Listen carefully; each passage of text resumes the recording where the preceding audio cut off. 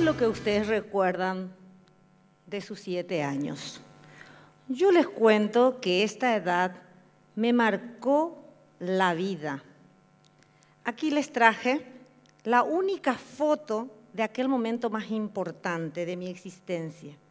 Aquí, a los 7 años, se cimentaron las bases firmes de los valores que rigen y seguirán rigiendo mi vida.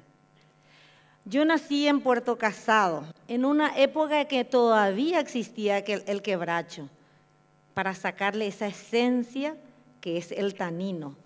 Un pueblo construido sobre la base de la semiesclavitud de obreros indígenas y no indígenas en los llamados quebrachales. En una mañana tenue de llovizna, tenía 7 años, del 24 de mayo de 1969, en brazos de mi papá cerca de las 5 de la mañana, él me llevó a hacer mi primera comunión. ¿Qué momento aquel marcó mi existencia? Hoy me doy cuenta que tenía plena conciencia de lo que estaba haciendo. Por eso que es tan importante la primera infancia.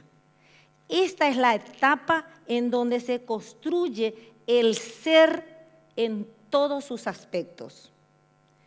Tuve una infancia feliz, una familia que me amaba, que me protegía, tenía las comodidades básicas, primero una casa de Carandaú en la periferia del pueblo, luego pasamos a una casa de material, en una casa de los obreros con luz eléctrica, agua corriente, baño moderno, una cocina con fogón.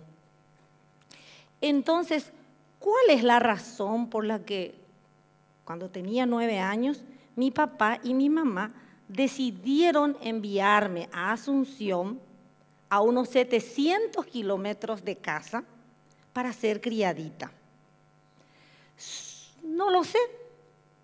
Solo recuerdo que ya estaba en el avión, con un sonido ensordecedor de esos aviones de la Segunda Guerra Mundial. Hoy me doy cuenta que era, por eso tenía los asientos de costado. Nadie me había preguntado si yo quería ir o no. No tenía tampoco conciencia de la separación. Y hoy me pregunto, ¿qué pasó ahí con el interés superior del niño? ¿Quién tuvo en cuenta mi interés superior? ¿Dónde estaba? Lo que primó en ese momento fue el interés del adulto, porque el adulto dispone del niño y esa es una característica del criadazgo. El adulto dispone dónde va a ir un niño, cree decidir lo mejor para esa niña o ese niño. Entonces, no hay pregunta, no hay consulta. La siguiente pregunta sería, ¿y dónde está el Estado? ¿Qué hace el Estado para garantizar este principio del interés superior que está consagrado no solo en la Constitución Nacional, sino en la Convención de los Derechos del Niño, del cual Paraguay es signatario? Y suele decirse que la escuela, la escolarización, la educación es una de las grandes justificaciones para la existencia del criadazgo. Pero ¿por qué a una niña, a un niño se le tiene que privar de otros derechos para acceder al derecho a la educación? No hay derecho para eso. Cuando llegué a la casa de la señora, así es como debía de llamarle a partir de ese momento, la señora, el señor. Mi tía que me acompañaba tocó la puerta de la casa y la señora nos miró suficiente, abrió un poquitito la puerta, suficiente para ver la linda entrada que tenía. Luego me enteré que eso se llamaba zaguán y nos indicó inmediatamente que teníamos que pasar por un costado. Luego me enteré que eso se llamaba puerta de servicio. Era el lugar por donde después sería un poco mi entrada y salida durante los años que estuve en esa casa. Tenía 10 años.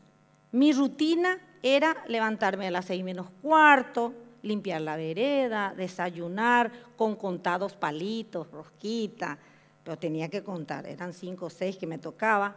Nunca me faltó la comida, todo siempre a hora. Luego limpiar el corredor, el patio, a la media mañana una banana, una naranja, ninguna otra fruta. Y eso sí que ya me llamó mucho la atención, porque ya mañana así la manzana, japerare, ja use así. Pero ese no estaba en el menú de la criadita y de la empleada doméstica. Entonces, muchas veces decía, haciendo esa rutina diaria, yo recuerdo que el Señor me habilitó su biblioteca. Podía comerme todos los libros que quisiera, pero la señora no me habilitó la heladera. Así es que no me podía comer la manzana. Y recuerdo una anécdota, la mamá de la señora le gustaba muchísimo criollitas. A mañana se dice la criollita. Quería comer, tenía ese olor tan rico, pero contaba todo. Y me las ingeniaba para robar un poquitito, 2 o 3, antes que la señora contara las criollitas. Y así me podía comer a escondida un poco de eso. También deseaba tanto tener que comer en un plato de porcelana, porque la señora y eso comía en plato de porcelana. Y la mía era un plato enlosado, eso que estaba todo, ipirema, era baipá, ¿verdad? Y quería también comer en esos cuchillos, todo así inoxidable, pero no en esos herrumbrados, que era lo que a mí me tocaba y tenía un gusto feísimo. También quería tener un vestido nuevo y no las usadas que me mandaban poner. Y muchas veces también quería sentarme por sobre todo en un sofá muy lindo que tenía, pero tenía que llevar siempre en todas partes mi silla, dura, diferente a las sillas que ellas usaban, y me hacían sentar detrás de una puerta, porque también quería ver la tele, y me hacían sentar al costadito para ver Hora 20 y no el programa que yo quería. Y así muchas cosas quería y no podía. Y ustedes dirán, ¿eso es discriminación? Sí, claro que es discriminación. Y esa es otra de las características del criadazgo.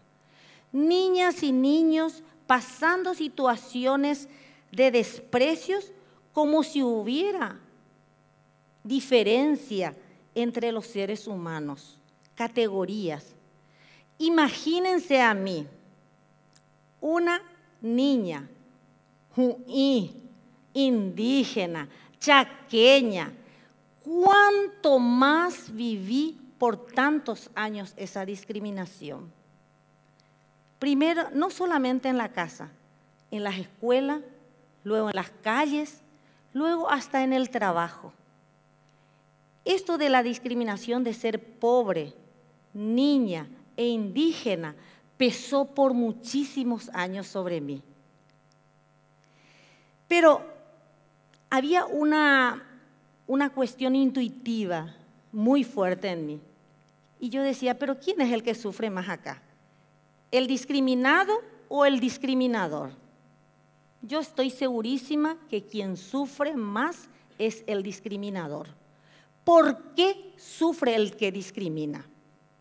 Porque no soporta al diferente, porque le causa rabia, porque le molesta, le interpela, le mueve algo dentro. ¿Es tal vez su propio miedo? ¿Tal vez es su necesidad en vacío? Recuerdo también que todas las noches colocaba por la puerta de mi habitación un baúl. ¿Por qué ustedes dirán? Porque tenía miedo. Porque escuchaba a las empleadas domésticas que decían que sus patrones le buscaban. Luego yo me enteré que eso se llama acoso sexual y que les hacían cosas. Luego me enteré que es abuso sexual. También colocaba siempre por la puerta de la cocina, que daba con mi habitación, que también mi habitación era una despensa, cualquier cosa que hiciera ruido. para sentir por si alguien entraba. Dormía con un ojo abierto y otro cerrado. Y es aquí otro de los peligros de las niñas y los niños que están en criadazgo. Allí, en la familia, donde debería de sentirse protegida, donde debería ser cuidada, allí es donde existe el abuso, la violencia, el maltrato. Allí es donde está el peligro. Estos son los factores que llevan a una realidad lacerante.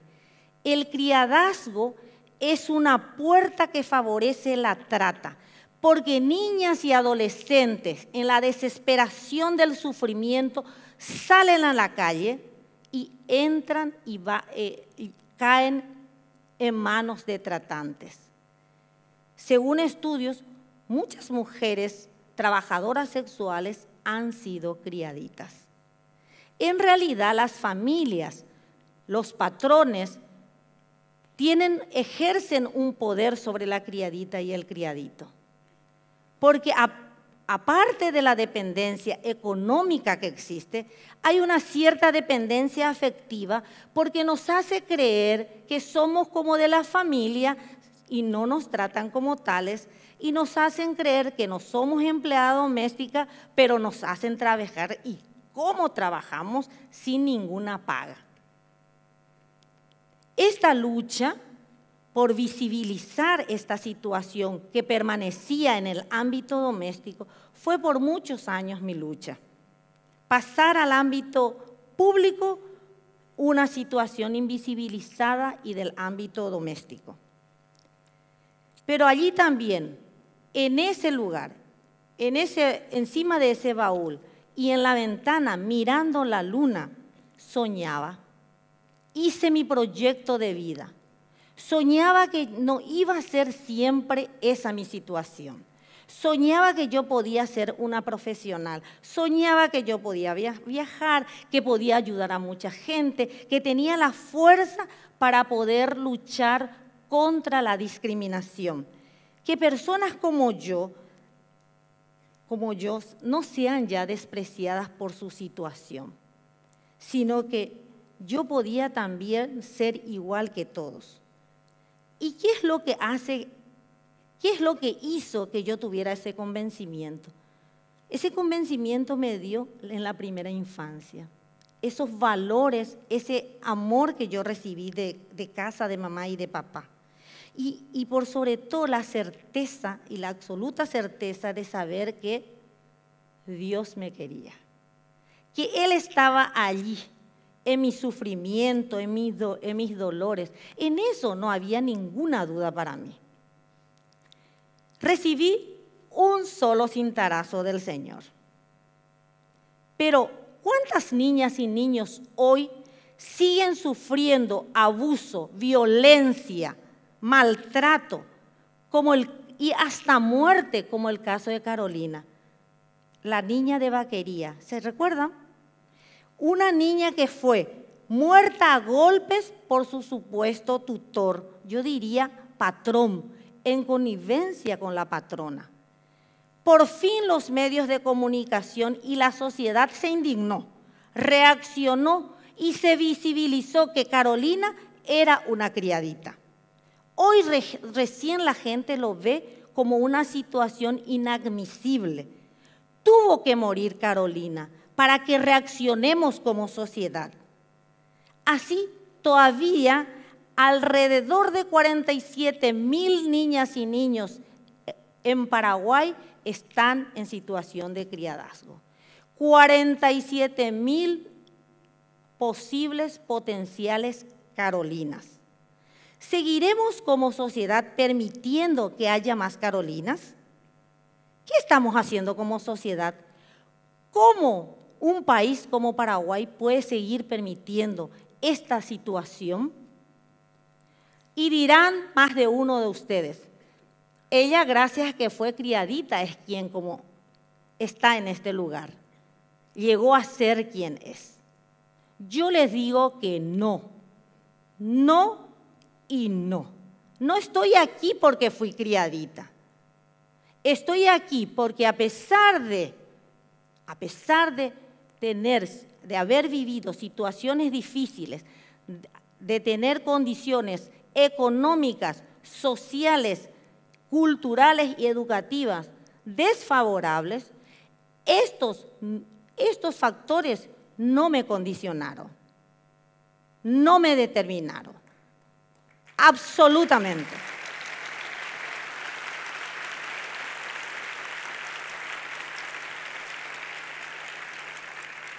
Tampoco hicieron de mí una persona amargada, triste, violenta, agresiva. ¿Y eso por qué? Porque cuando hay un cimiento fuerte, como es en la primera infancia, cuando uno tiene objetivos muy claros, cuando uno tiene ideales, cuando ve un horizonte más allá de lo que te sucede hoy, cuando uno tiene un propósito en la vida, eso te mueve a ser una persona resiliente. Y ese propósito es el motor que nos debe movilizar a todos nosotros como sociedad para que no permitamos seguir robando a la infancia a tantas niñas y tantos niños en nuestro país y que sigue sufriendo el criadazgo en Paraguay. Pregúntate conmigo, criadazgo, ¿hasta cuándo? La respuesta y la solución la tengo yo, la tienen ustedes, lo tenemos entre todos. Es hora de poner fin a esta situación. Terminemos ya como sociedad con esta forma moderna de esclavitud. Terminemos todos con el criadazgo. Muchas gracias.